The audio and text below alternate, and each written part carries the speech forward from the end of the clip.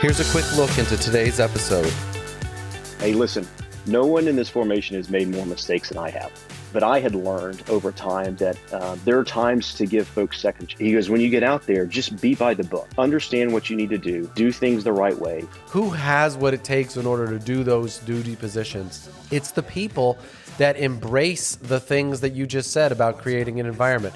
It's the people that embrace health, values, leadership, family, identity, the 5 C's. The people that are doing good at those things, the things that you're asking them to do, are the people that are doing it for all the right reasons. It's a calling for them. They're not doing it because it was a test. You want a tribe that understands what our values are. What are you about and what are you not about? What are you unwilling to tolerate? How do you do that on a regular basis? Hey, how are you going to respond when something devastating happens? Because if you stay in long enough, something devastating will happen. You realize that there's times that you may be too harsh just to get the mission accomplished. The best way, I think, to get the mission accomplished is to create that great team and create that great culture. And I think when you do that, that's our tribe. That's the tribe that we are in the Army, in the military, that a certain type of person wants to be a part of this for a long term, and a certain person wants to be a part of that tribe. And they're like, I don't know what it is about the Army, but there's something that's pulling me towards it, even if I only try it for 3 to 5 years. As a leader, you got to see the light, and you've got to create a path.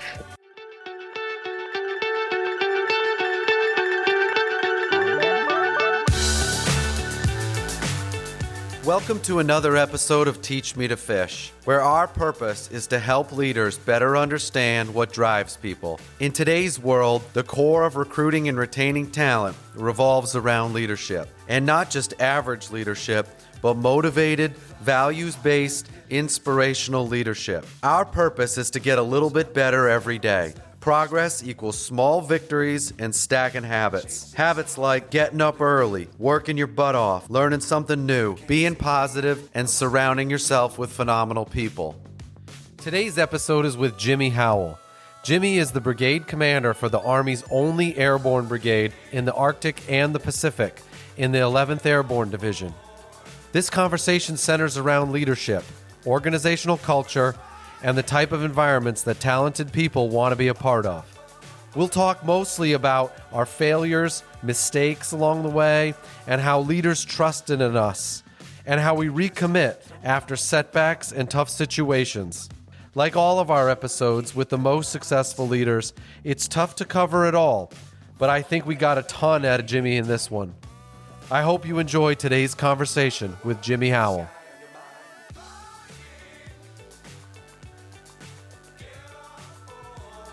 You know, the way that you tell stories are super important, and it's a great framework, I think, for kind of setting the stage.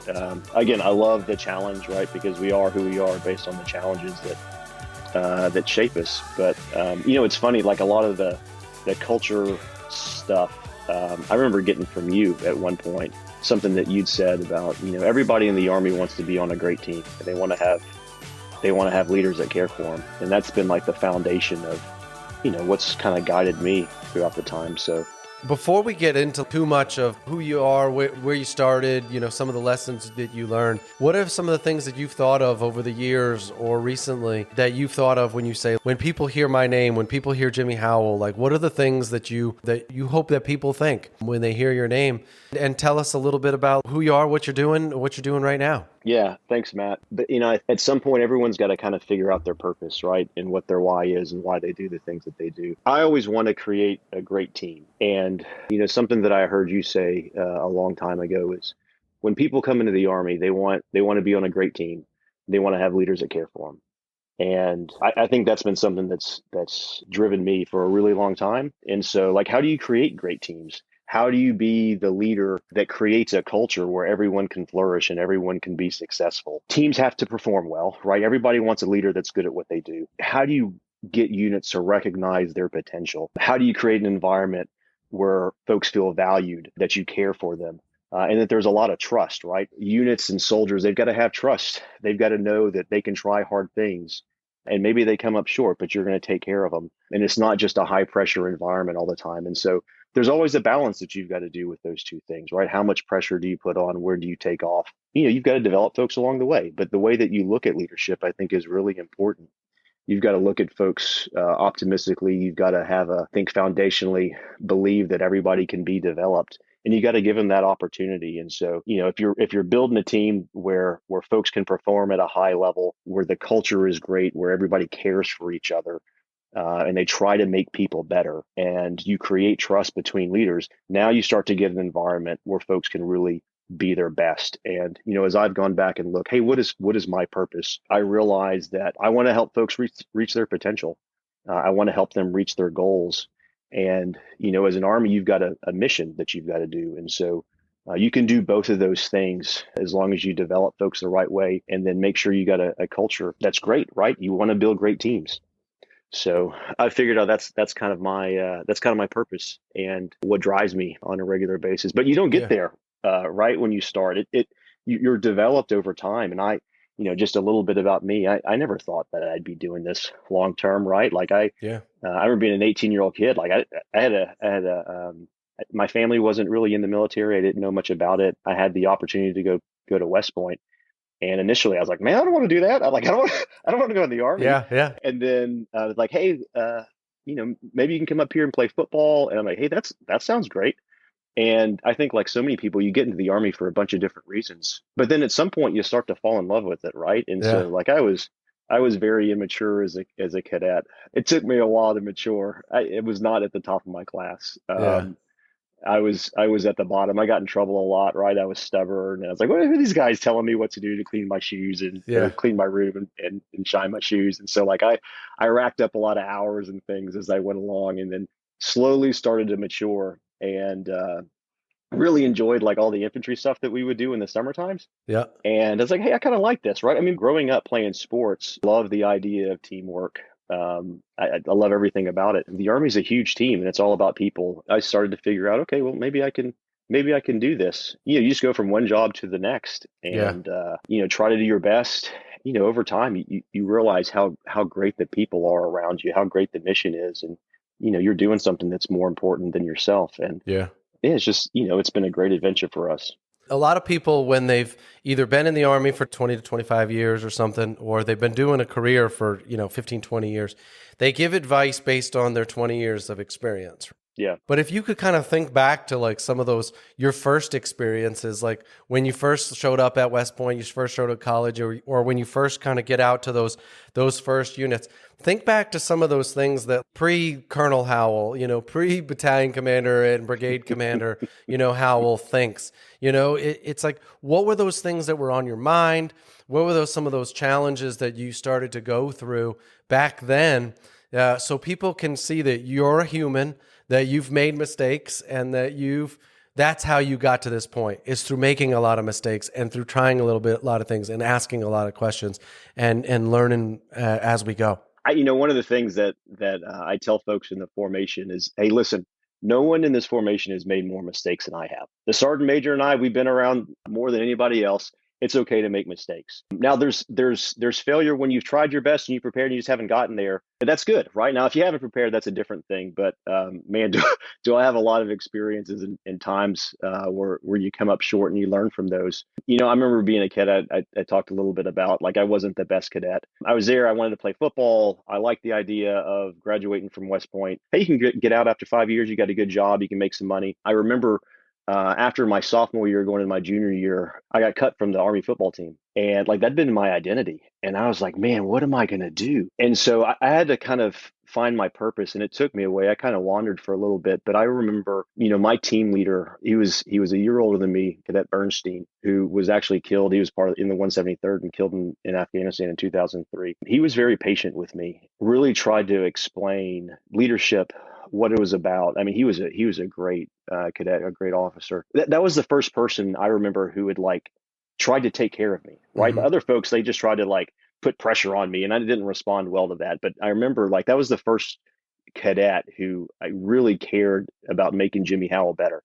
And I responded well to that, right? And so that has always kind of stuck with me. Get through West Point, you graduate, you become a lieutenant, and I was fine. Like I was an okay new second lieutenant in the basic course, but I remember my my platoon trainer, Dennis Terry was his name. He was a captain. He was former NCO. And, we're just trying to figure out how to be an infantry officer. And he told me, he goes, Jimmy, he goes, when you get out there, just be by the book, understand what you need to do things the right way, just be by the book. And like that really helped me. And when I was a lieutenant, I went to the 10th Mountain Division. And the very first thing that I did, as you're waiting on a platoon, we went to this range, and my job, I had a couple of privates, and my job was to go out to the live fire and put like little stickies over Mm-hmm. all of the targets that were hit. I had to count like every single target that was hit. And I remember Dennis Terry's like, okay, just do the job and do it the right way, be by the book. And so we we went through there, and like night after night, we're counting like all these rounds, and it's like raining. I'm putting the little sticky tapes over the thing. They're falling out, falling off, and it was a bit of a mess. But like I just did what the captain told me to do, and after that was done, they were like, "Hey, that was a really good job, Jimmy." And I was like, "What do you mean?" He's like, "No, that's like you did what we asked you to do." The thing that I learned there, and then a little bit in continually through, like you don't have to be great, right? Like in the Mm-hmm. Army, to be successful, like you just have to do your job. You have to work hard. You've got to have a good attitude, and you can be really, really successful just by doing those basic things. Yeah. And those were the couple of things that's I started with as a cadet that kind of gave me some foundation. And then as you continue to progress and you get different experiences, you try to do those things, but oftentimes you come up short, right? Yeah. And I had a lot of leaders. When I was a Ranger lieutenant, I had Pat Work and Scott Nauman were my two company commanders. I learned so much from them, and so many other folks that Mike Foster. When I'd made mistakes, they sat me down and they talked to me about what happened, why it happened, but they always backed me up, right? And I remember saying that, listen, if you make an honest mistake, it's okay. The longer that you're in the Army, some of those mistakes will be small and some of them will be big, but you can't create an environment that's zero defect, Mm-hmm. because when you do, then people they stop trying and they just try to pass the test. And you can be too conservative at times. At the end of the day, I mean, we're in a dangerous business, and you've got to figure out how to take risks and take advantage of opportunities, right? Like as leaders, your job is to, I think, put yourself at the decisive point to take advantage of opportunity, but also to mitigate risk. And you learn how to do that by trying and succeeding and failing, and taking those lessons across throughout every day.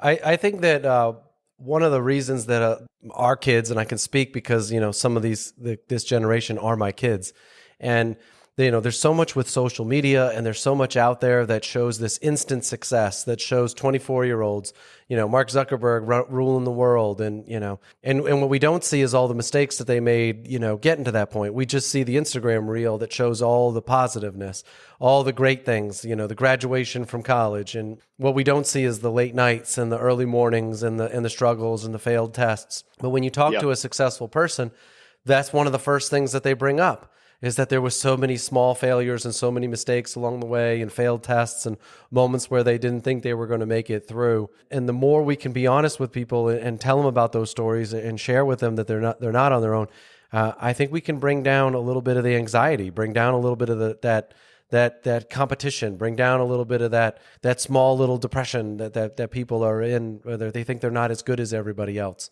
We've all Yeah. made mistakes. We've all had a lot of bumps in the road. More than bumps in the road, flat tires, tires that fall off, moments where we thought we would never recover.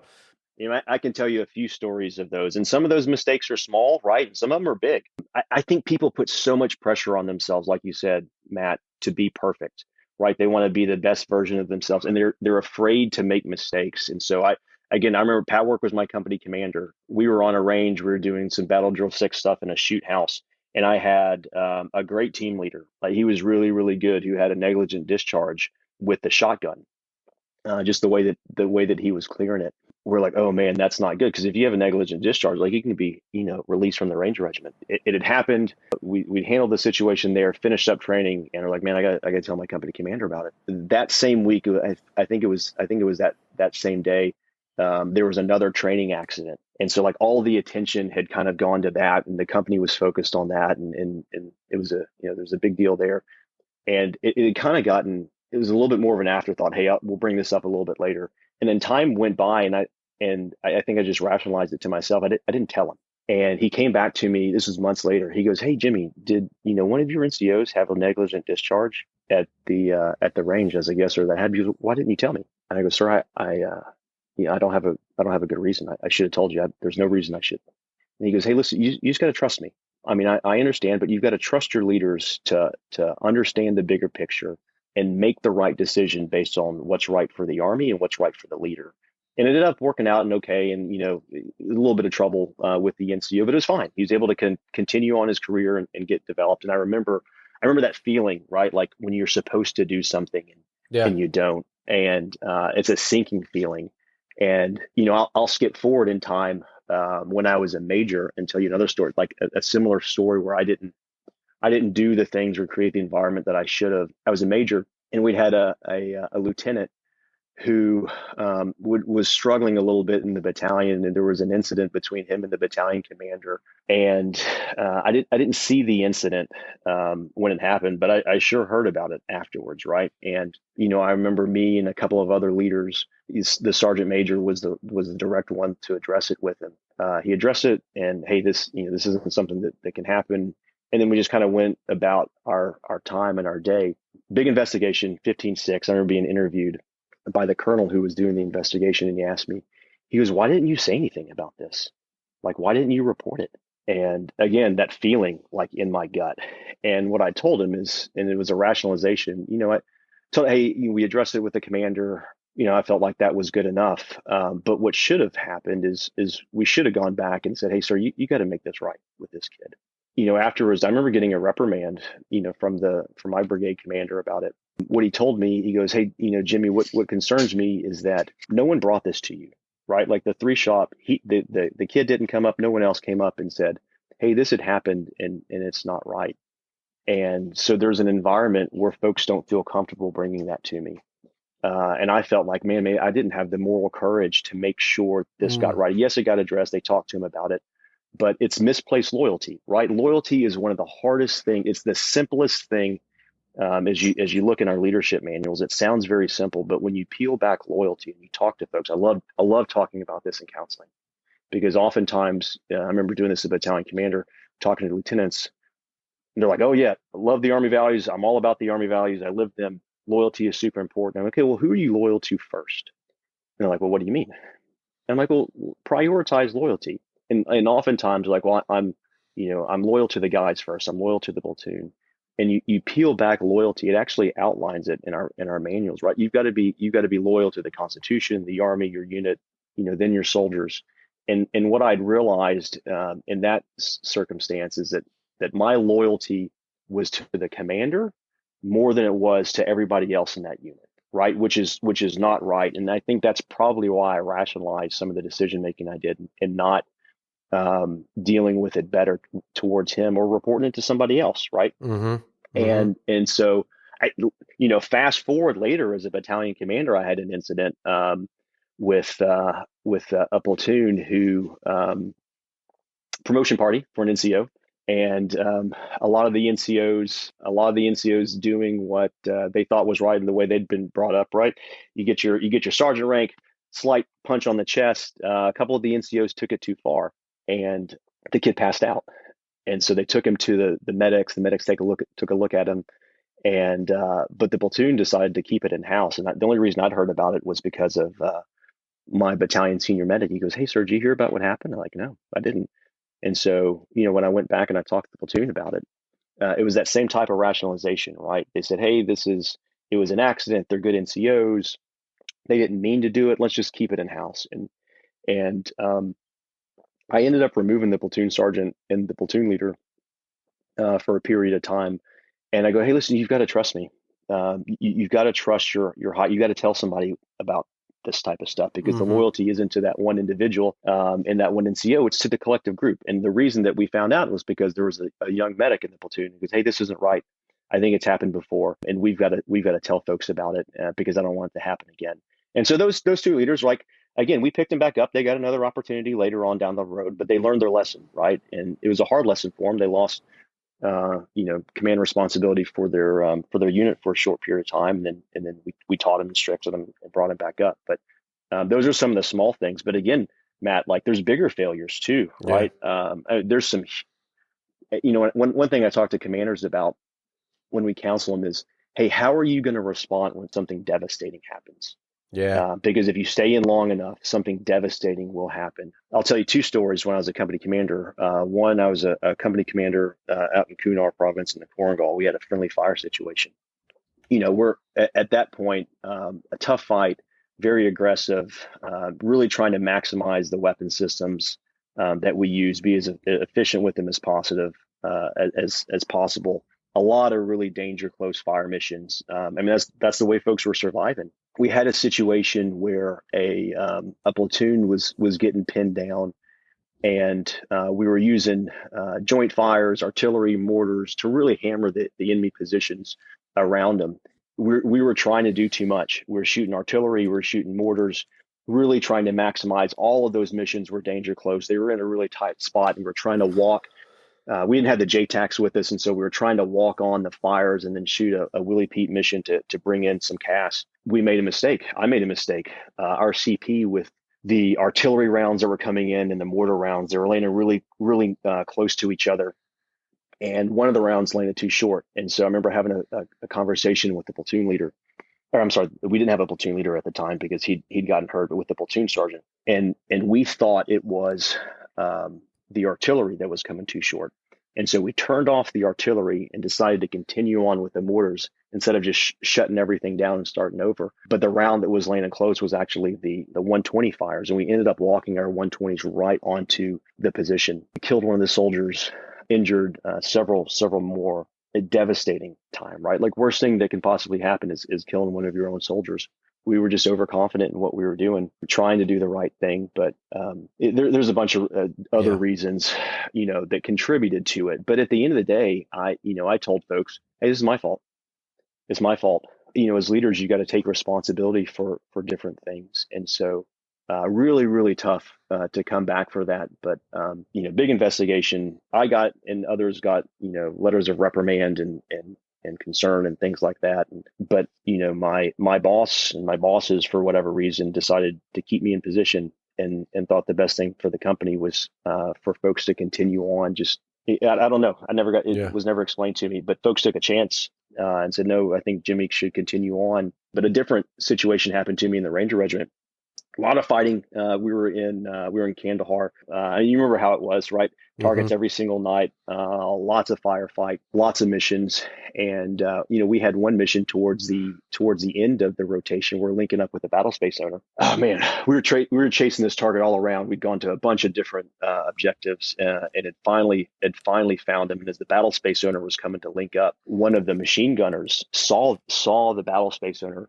And it was one of like the ANA soldiers, the Afghan National Army soldiers, and their interpreters and stuff that were in the lead, poking their heads around. And as we went back in AAR, what happened, the machine gunner and the team leader sees him poking around, identifies the weapon, engages, very quickly realize that it's the battle space owner.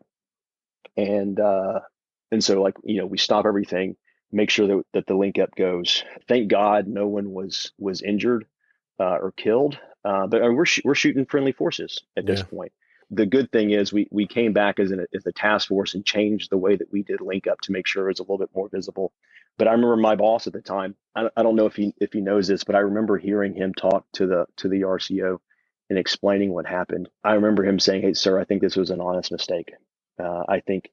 As we went back and looked at them, everything that we had told them to do, they were doing. And I think we need to change the way that we do some of the link up. But again, now my boss is taking another chance on me based on a huge mistake. And so, the lessons that I learned, if folks make honest mistakes, there are times that you're going to have to take a chance on folks. I had a company commander, I remember, who fell out of a run. She was great, loved her, really, really talented, one of my FSC commanders. And, we'd done a 4-mile standard run and she'd fallen out. I mean, she came into the office and was like, "Sir, I understand if you want to fire me." And I said, "Hey, listen, look, there's a standard that we expect and you didn't live up to it, but I'm not going to fire you for it.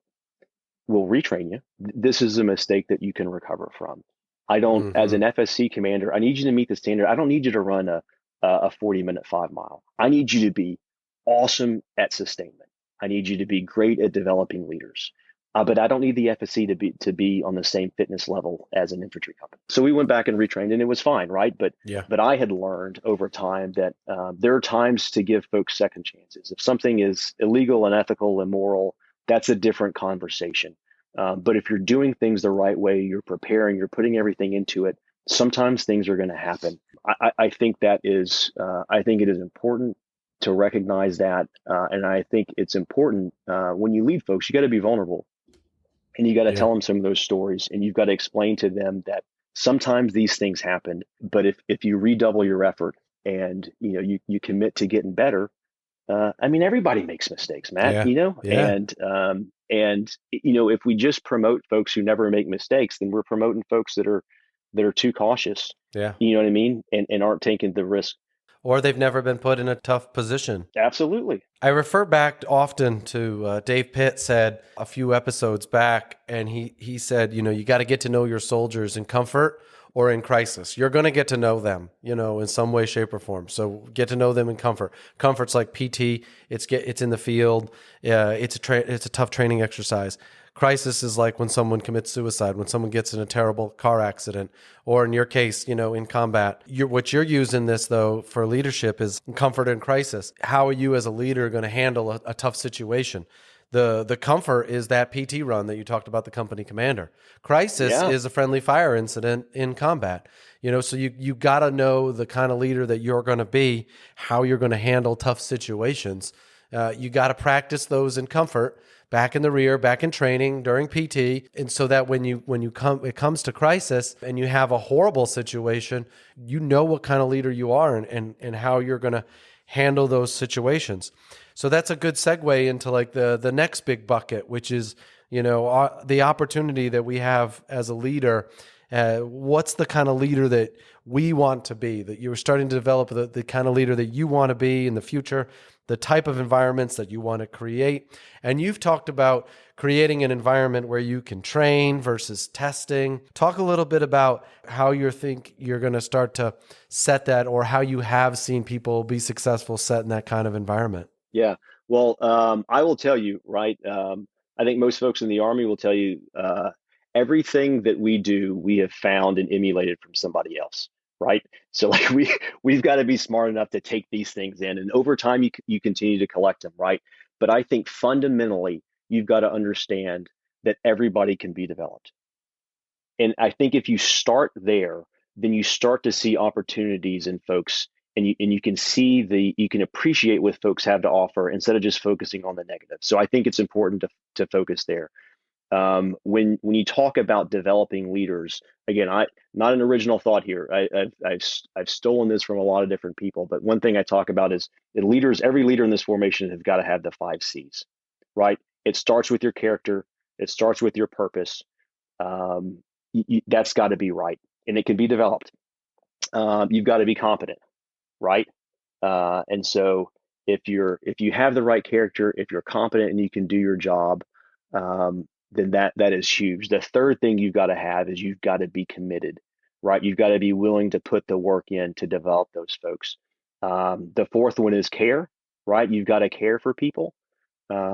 And then you've got to care enough to develop them. You've got to care enough about who they are as people. You do all that stuff, you build cohesion, right? And so I think that is, and every paratrooper I talk to in the brigade, I explain that to them. That's my expectation of you as a leader. And then for all the soldiers, E1 through E4, that's what we're developing you to be. That's what you should expect from your leaders, right? So I think it starts there. The other thing I'll tell you is, and I learned this. I had the chance to work for General Williams when I was at West Point a few years ago, and he was phenomenal. His people skills are off the charts. But one thing I took away from him is you've got to see people at their best, right, and appreciate them. And I think that's the fundamental you've got to have when you go into developing people.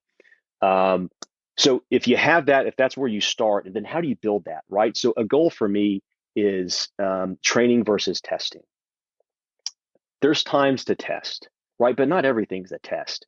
If you're going to train people, then the goal is to develop them to be successful, right? 8-step training model is great. We've got to use it all the time. But we just did, we just did Company Califax a couple of weeks ago, and I told them, take the pressure. There's enough pressure. Everyone wants to do really well. They want to perform, but you've got to take a little bit of that pressure off. And so I told them up front, listen, this is training.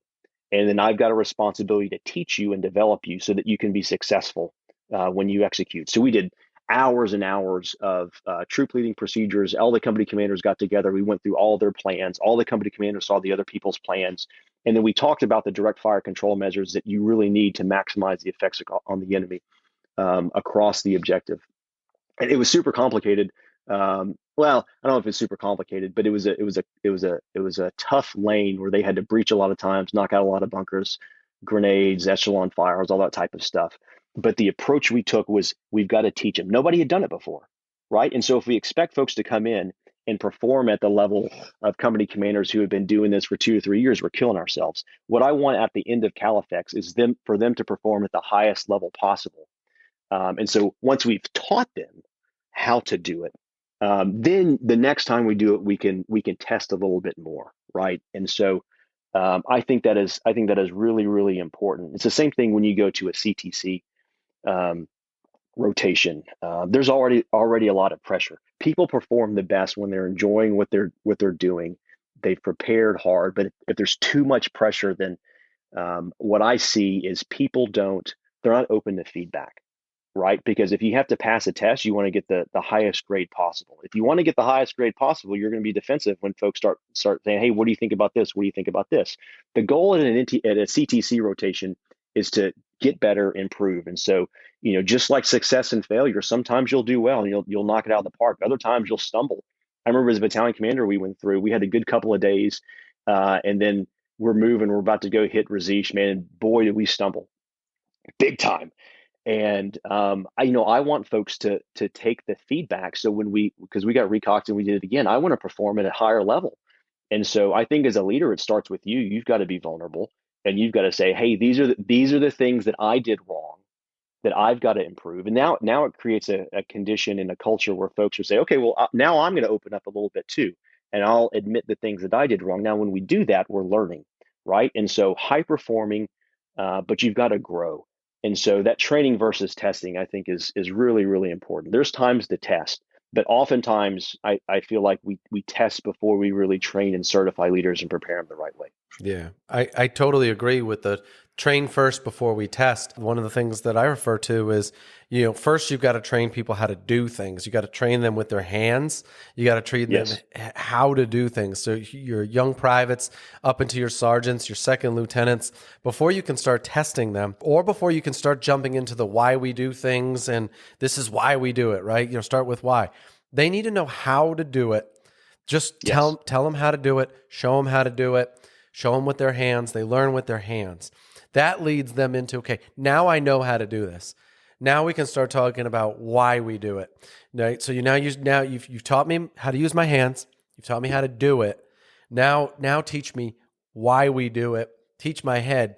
Educate me a little bit more on why we do the things the way we do. Why do we do these live fires? Why do we do CTCs? Why do we do force on force? Why do we do professional development? Why do we write essays? Why do we do these things, right? So that goes into the 11th Airborne Division, right? There's a lot of different things that are happening out there. So now you're starting to teach your younger generation how. Do it this way, do it this way, do it this way. But now you've got your middle population, right? Your company commanders, field grades, and you're starting to teach them why we do things. Tell us a little bit about the mission that you got out there, the worldwide mission with the Indo-Pacific and then up there in the Arctic, and then how you're getting after why we do what we do in the theater and in that region. Yeah, thanks, Matt. I think, man, this is a great thing to talk about. I love the flow of this because the way that you develop people, it is essential for being successful up here in the 11th Airborne. I will tell you, I think the division in this brigade, I think we've got that best mission in the Army. It is phenomenal for our brigade, right? It's a rapidly deployable worldwide. We're focused on joint forcible entry in Indo-PACOM and the Arctic. We're the only Arctic Airborne Brigade in the Army. The only airborne brigade in the Pacific. You conduct operations in the harshest environments on Earth. This JPMRC, it went from -40 to 40 degrees in February. The next week, we're doing a joint forcible entry from Alaska projecting combat power into Thailand. It was -9 when we did sustained airborne training, and it was 101 on the drop zone, which is wild, Unbelievable. right?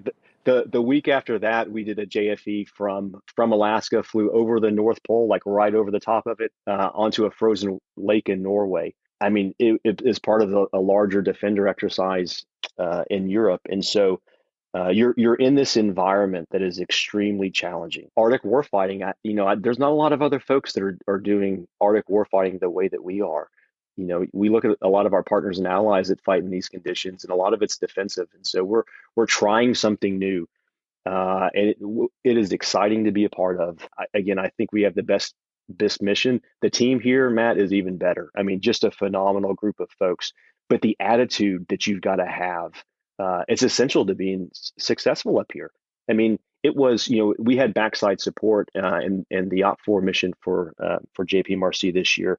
And so as we're running all this sustainment and getting everything ready, you've got to, we're moving stuff, all of our vehicles from J-Bear down here in Anchorage all the way up to Fairbanks.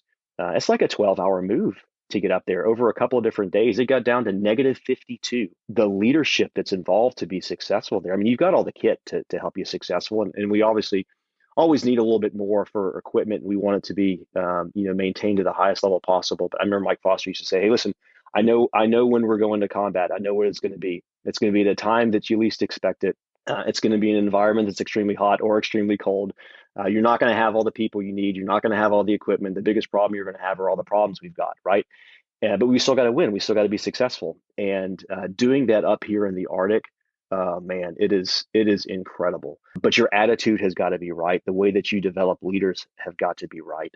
It's an exciting time to be up here. The brigade and the division all over Indo-PACOM, all over the Arctic. We have about 11 different exercises that we're doing a year. Name your location in Yeah. the Indo-Pacific, and we're there. The same thing in Europe, and then we even have an exercise in Southcom this year. So we're doing that while we're developing new TTPs for Arctic warfighting, offensive operations, joint forcible entry operations, Bravo Charlie Echelon coming in, Yep. fighting across the Yukon training area and the Donnelly training area in these extreme conditions with all kinds of different snow. The unit is getting new CAT Vs, which replace the old SUS Vs. It's the cold all-terrain vehicle. It's on tracks. We're really using it for sustainment and then mission command. Snow machines. It's not snowmobiles, it's snow machines. It's an Yeah. Alaska thing, right? So we got snow machines. But folks are trying things out and they're being innovative, like the cavalry squadron, which is mounted, Alpha and Bravo troop.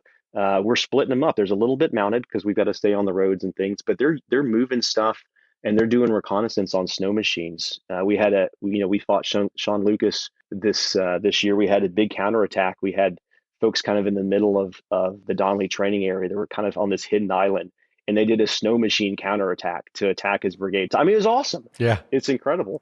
And but this environment, it builds resiliency, and then again with just great leadership across the division. There's a lot of trust. There's a lot of teamwork, and you've got to be innovative, right? I mean, stuff breaks at -40, and so like, what equipment do we need to use? How do we keep things warm? We've got great innovation with our sustainers. They've got like these they look like hair dryers that they're using to warm up the vehicles, so they can conduct maintenance on them, refueling operations. How do you get water and make water, right? Sean Lucas dropped in a bunch of ice blocks to melt.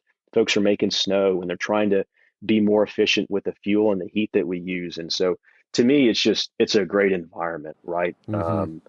And it's just a great time to be up here. And if I can talk a little bit about just the care for paratroopers, I was up here as a battalion commander, and there are a lot of suicides up here, and I think everyone knows that was a major issue. That the Army has been great at providing the resources, specifically the military family life consultants, and then some chaplain support. And so the first thing that folks have done is, 100% of the mission 100 is 100% connection for 100% of the force. But everybody sees a chaplain or an inflic every year to get a checkup. I remember the very first time I did this when I came back from the Korengal, my brigade commander made everybody go talk to a counselor. And it was great. it was helpful. One, it reduces the stigma, but it helps you catch things early, right? So if everyone is doing that every year, it's like triage, just like we do with our medics. You're catching things earlier before they become a larger problem. And then the second component to it is really the golden triangle piece, right? Every soldier in this formation, they have a leader, they've got their family, and then they've got their ranger buddy, right, or their battle buddy. And so, what we want our leaders to be, we want them to be intrusive. Like, you've got to know your soldiers. You remember, Matt, the squad leaders and platoon sergeants when we grew up in the Army.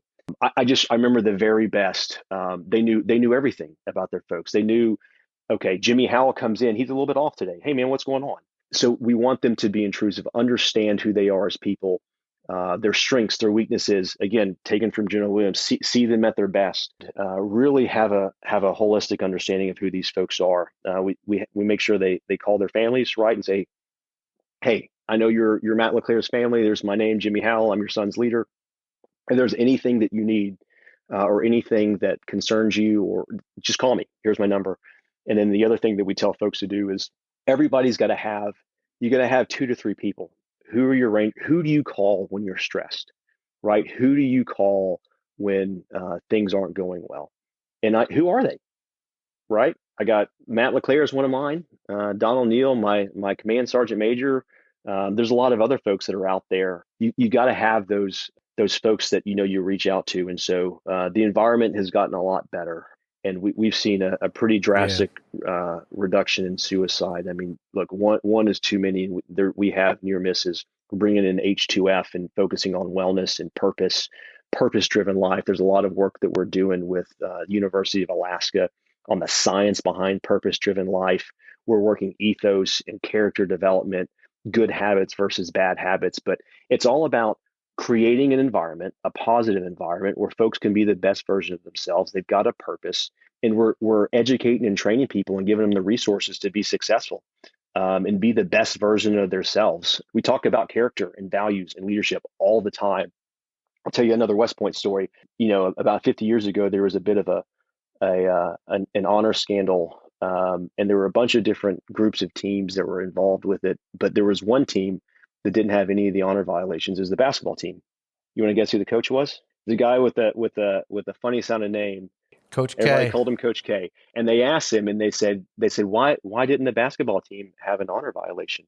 And as I understand the story, he said, well, I mean, we talk about honor every day. We talk about our values. It's who we are as people. We talk about values and stuff in PME. I don't think we talk about it enough in the operational unit. And it's got to be part of everything that you do. It's got to be part of counseling, right? When we make a mistake, right, or you do something well or whatever, or you fail to correct someone, hey, why didn't we hold that person accountable? Do we have the courage to hold folks accountable? Is that within our values? Who are we as an organization? And so, we're doing a lot of different things to help train and educate our squad leaders. We do squad leader university. There's a lot of experts and everything else that come in, but we're really trying to develop that squad leader and platoon sergeant to be the best possible leader they can be, and to really get that into counseling. I know that the most times that I've been developed is it's one-on-one counseling, right? Sometimes it's in writing, sometimes it's just the leader sitting down with you. But when you get down and you tie those things to like your values and who you are, and if we have the courage to do those type of things, it helps bring you in. It gets you bought in more. And again, like, you've got to be vulnerable enough to accept that. You've got to have the humility to take that feedback. And as leaders, I think we've got to model that. But anyway, man, I can't talk enough about how great it is to be up here in Alaska. A couple of other just like little anecdotes, right? Like we have I think one of the higher it's a little retention. So when folks reenlist and they decide to stay, there's over like 35 or 40% of them are choosing to stay here in Alaska, which is great. It's huge. We're doing much better in retention than we've done in years. I'll tell you another anecdote. Speaking of great culture up in 111 Man. So the Army Emergency Relief Fund, Fort Wainwright is arguably one of the most austere Army bases in the world, right? I mean, it gets -50 up there. There's not a lot up at Fort Wainwright. They have given over $200,000. I think it's close to 70% of the formation has given to AER. They are leading the Army. I mean, they're blowing everybody. We're trying to catch them. We're in like the mid 30%. right now, and trying to get back. But like the giving that unit has up there, Sean Lucas has Yeah. done such a good job, and I'm so happy for Chris Brawley to go take that unit. It is such a great formation. Having been a former article myself, I love what they're doing up Yes. there. But just great teammates. So there's a lot of great things. Stabilization, that was the word I was trying to think of with the retention stuff. But Yeah. like if your purpose is right, you're giving back to the community, you're helping people become better. We still have a problem with DUIs, but that's reduced some too. But you just want to create a great environment. It's focused on war fighting and great teams. And if you can do that, man, I think you're off to a great start as a leader, and you've got a great Yeah. organization. So As we transitioned there, you went from talking about why we do the things that we do, and you talked about up there in the 11th Airborne Division. And heck, you guys this fall, you guys will be jumping into Hawaii. So you also do that. So you'll be jumping into Hawaii as part of this JPMRC with the 25th Infantry Division, and then we'll be up there. I'll be up there with you again in the spring to do your JPMRC on your home turf up there in the Arctic. And when you talk about the environment up there in Alaska, you talk about the environments that leaderships and organizations create. This is where we get after the heart, the calling, the why we do this, why we do what we do. Your senior leaders, your battalion commanders, your command sergeant majors. As those people, as we have to start picking who those people are going to be. mm-hmm. Right? We have to start who has what it takes in order to do those duty positions. It's the people that embrace the things that you just said about creating an environment. It's the people that embrace health, values, leadership, family, identity, the 5 C's. The people that are doing good at those things, the things that you're asking them to do, are the people that are doing it for all the right reasons. It's a calling for them. They're not doing it because it was a Yeah, test, yep. right? They're not just out there trying to get accolades for themselves. They're trying to create the environment that you are trying to create for the larger organization at scale, Yep. right? And when we do that, we're picking both. We're picking the people that can lead in the future, and we're picking the people at the same time that want to be a part of that. The way that we are leading, people are going to follow. They're going to follow because they say, I want to be a part of something that they're creating. That type of environment, which is where we get after the heart of people. So we started with their hands, then we taught them how to use their head. Now we're teaching them how to use their heart to go forward. And I think when you do that, that's our tribe. That's the tribe that we are in the Army, in the military, that a certain type of person wants to be a part of this for a long term, and a certain person wants to be a part of that tribe. And they're like, I don't know what it is about the Army, but there's something that's pulling me towards it. Even if I only try it for 3 to 5 years, I just want to try it for a little bit and see if I fit in with that tribe.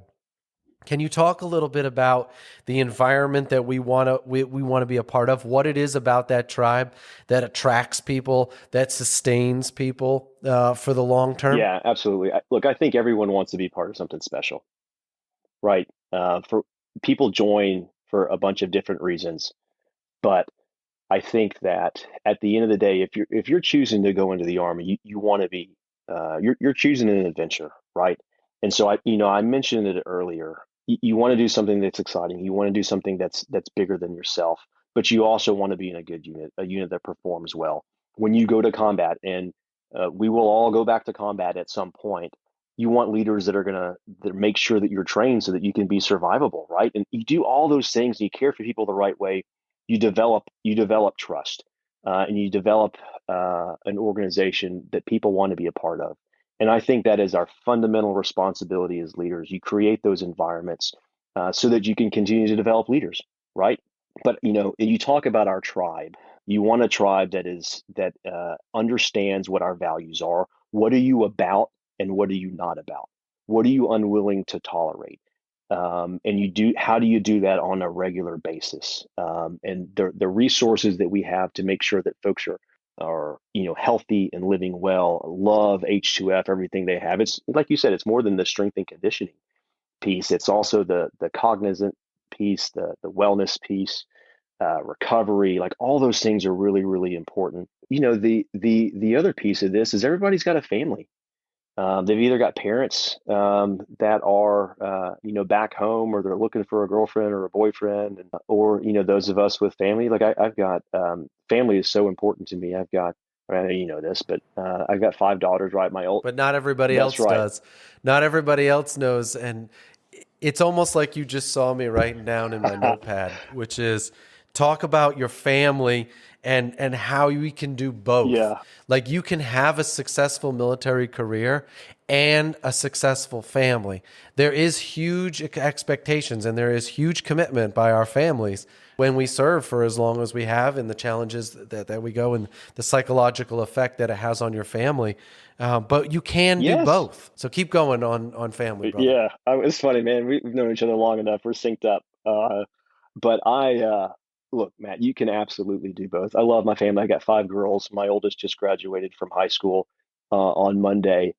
Holy cow, what a range of emotions there. I told her we did this lunch before the graduation. I was like, man, I see 18 different versions. And I talked to her about just how proud I was of her. And, it's man, it's going to be some incredible loss not having her around the house every day. But, we replace that loss with the joy that we're going to feel for her, kind of watching her from afar, right? I mean, it's just the Yeah. joy of my life to watch her grow up over these last 18 years. And I will tell you, and I think she'll tell you, we move a lot, right? Every 2, 3 years.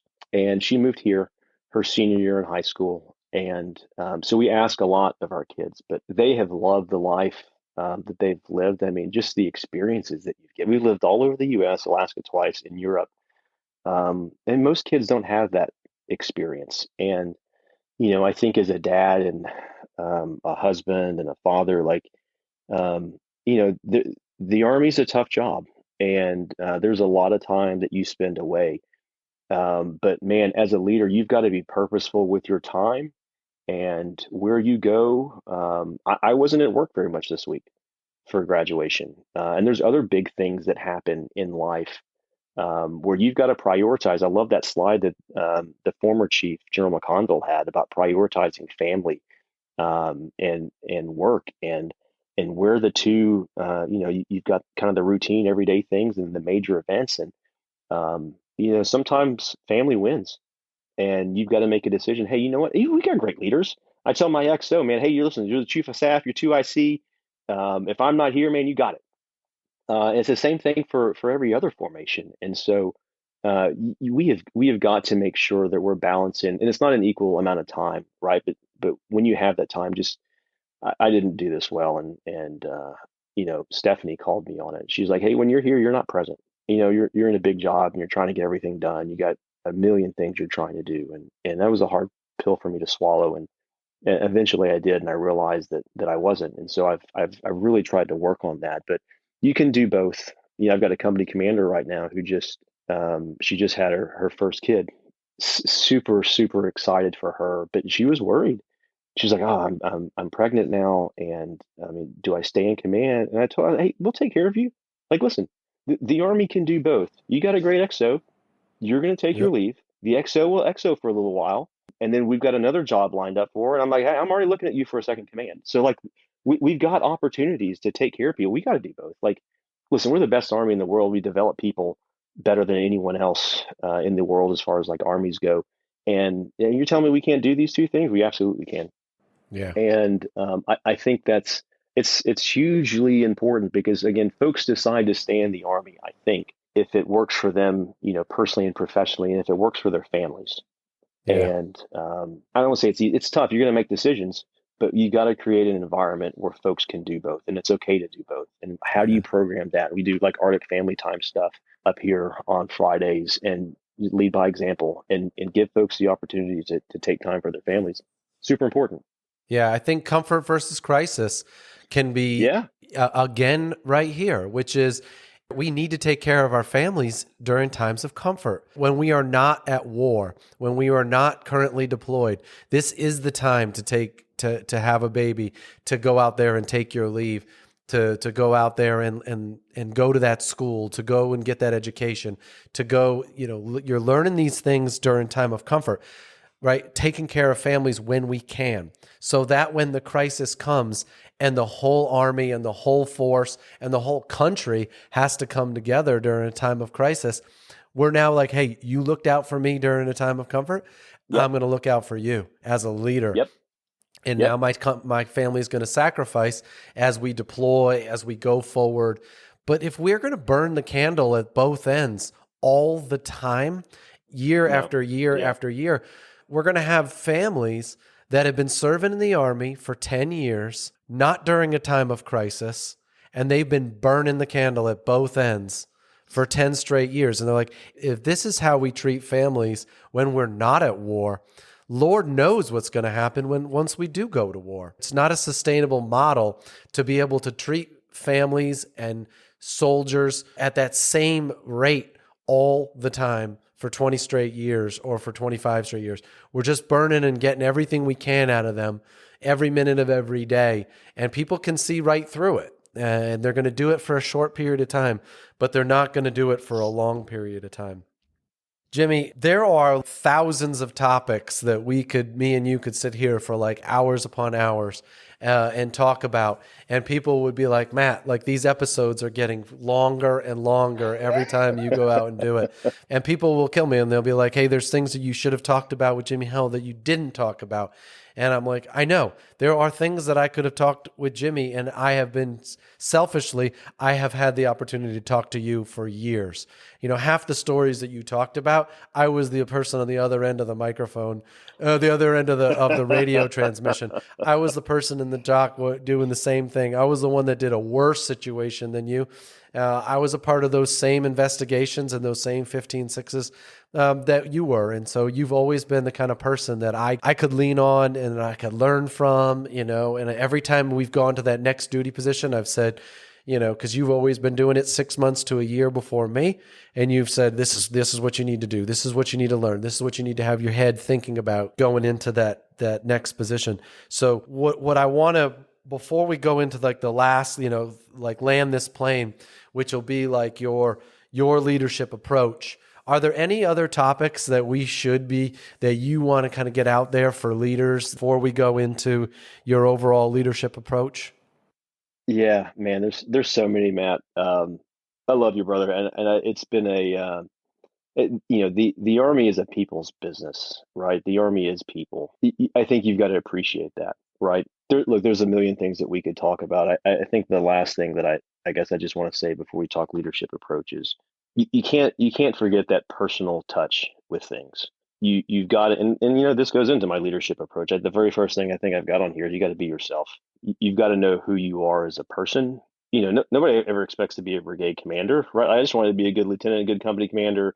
I think it's important. You know, you'll learn the job, but understanding who you are as a person and what drives you and your purpose is hugely important. You got to have something that centers you, right? And you've got to have people around you who tell you the truth.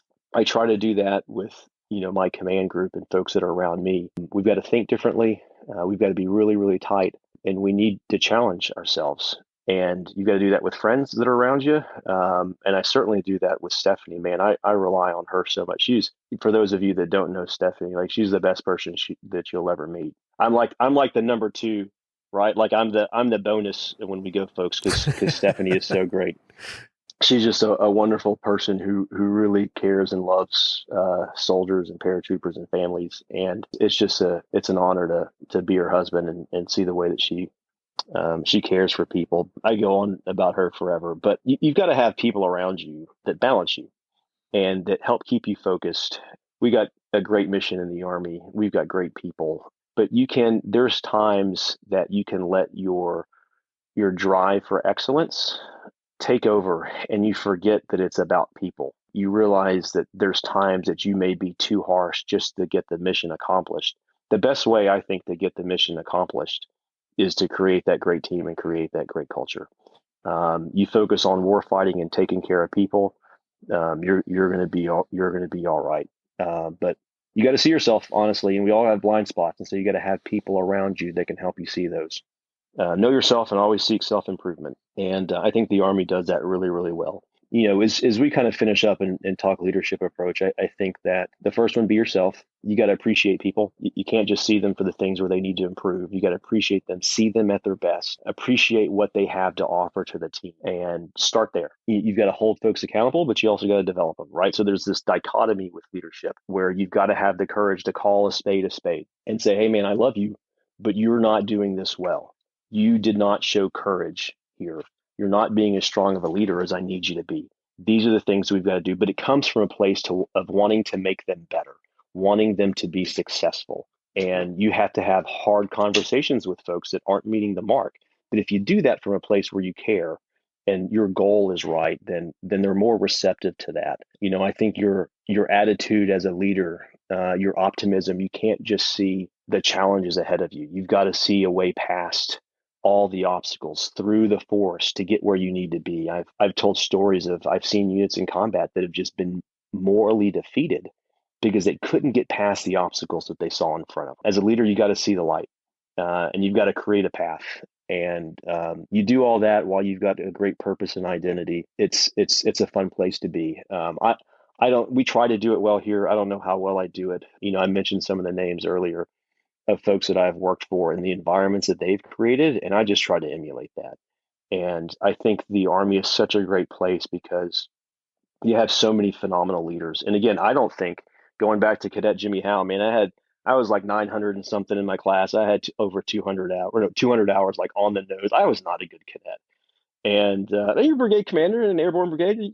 I'll call this success, right? But you just have to just be good at the basics. You got to listen to what folks are telling you. Try to get better. Work hard, appreciate people, be a good teammate, be a good subordinate. Again, there's nothing novel between these 2 years. I just have great people around me, right? Like I've stolen from Matt LeClaire and everybody else over years. And you do have an opportunity as a leader though to create the environment that allows you to develop leaders. It allows you to win on the battlefield.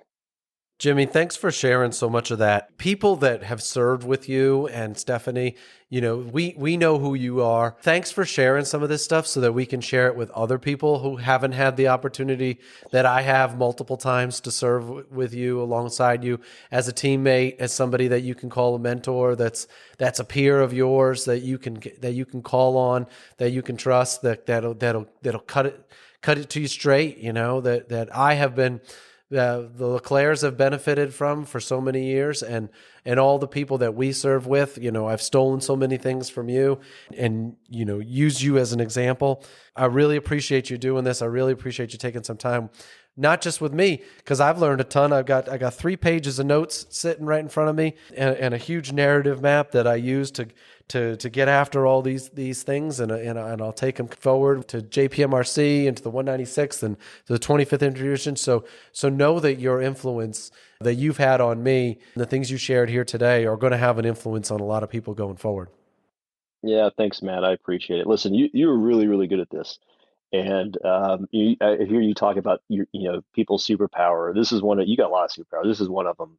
The benefit and the good this does for the Army, I think is invaluable. I'm honored you let me jump on here, man. You got some all-stars that you're talking to, and I'm happy to be one of the folks that you're letting get on here as well. But thanks for doing this, Matt. I know, man, I can't wait to see you in your next job.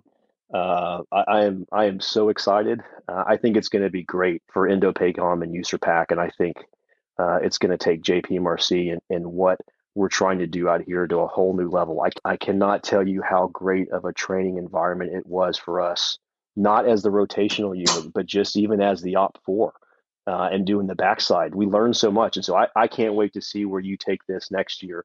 I look forward to sitting down with you with the Green Book as you help me get better next year when we're the RTU. But you're really good at this, and I appreciate the way that you help me prepare and tell a little bit of my story. You're the best. Love you, brother.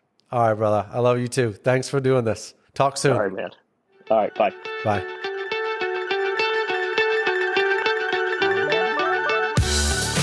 Here's a sneak peek into our next episode. I'm RJ Garcia.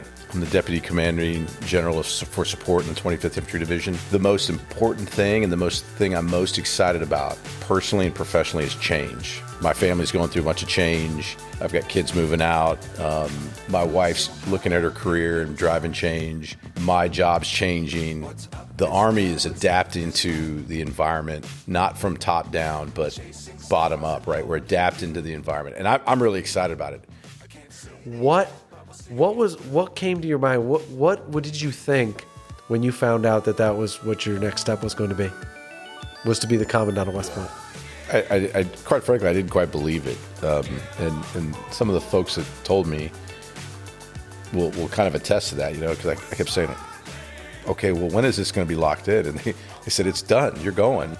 From the Philippines when I was there, from Indonesia when I was there, from Australia when I was there, from, my time, I spent some time in Singapore, How do I take those experiences and wrap them up to develop the most immersive, enriching experiences for them, so that, and bring in the right talent to be tactical officers and tactical NCOs, so that when they show up and they lead Private Garcia, they are ready.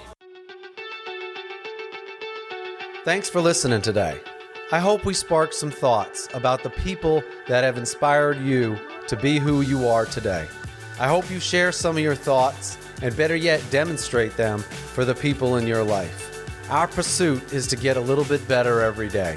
Progress equals small victories stacked on top of each other, building like compound interest. Keep stacking these positive habits. Habits like getting up early, working your butt off, learning something new, being positive, and surrounding yourself with phenomenal people. Please share your comments at the links in the show notes and DM us at Teach Me to Fish podcast on Instagram or Facebook. Looking forward to our next conversation.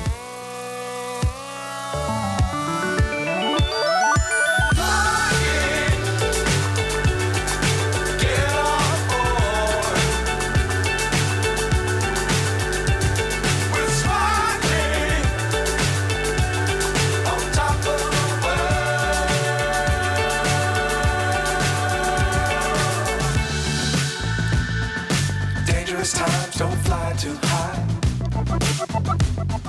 Be sure to keep the ground in sight. Fly forever if you keep it tight. Love the world, but keep the sky on your mind.